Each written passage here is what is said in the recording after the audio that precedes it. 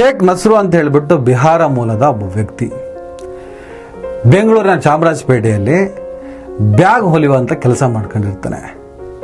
ಅಣ್ಣಂಗೆ full ಎಣ್ಣೆ ಚಟ. ಕುಡ್ಕೊಂಡು ಮೊನ್ನೆ ಅಲ್ಲೇ ಶೆಡ್ಡಲ್ಲಿ ಮಲಗಿದಂತಹ 3 ಹಸುಗಳ ಕೆಚ್ಚಲನ್ನ ಕುಯ್ತಾನೆ. ಪ್ರವಾದಿ ಮೊಹಮ್ಮದ್ ಪೈಗಂಬರ್ ಹೇಳ್ತಾರೆ, ಹಾಲು ಕರಿಬೇಕಾದ್ರೆ ಉಗುರಿರಬಾರ್ದು ಅಂತ ಹೇಳಿ. ಯಾಕಂದ್ರೆ ನಿಮ್ಮ ಕೈಯ ಉಗುರು ಆ ಕೆಚ್ಚಲಿಗೆ ತಾಗಿ ಆ ಹಸುವಿಗೆ ನೋವಾಗಬಹುದು. ನಿಮ್ಮ ಕೈಯ ಉಗುರು ಆ ಕೆಚ್ಚಲಿಗೆ ತಾಗಿ ಗಾಯ ಆಗಬಹುದು, ಇನ್ಫೆಕ್ಷನ್ ಆಗಬಹುದು. ಶೇಖ್ ನಸ್ರು ಅನ್ನುವಂಥ ವ್ಯಕ್ತಿ ಕುಡ್ಕೊಂಡು ಹೋಗಿ ಆ ಕೆಚ್ಚಲನ್ನ ಹರಿತವಾದ ಆಯುಧಗಳಿಂದ ಕುಯ್ತಾನೆ. ಇವನಿಗೂ ಇಸ್ಲಾಮಿಗೂ ಏನಾದರೂ ಸಂಬಂಧ ಇದೆಯಾ?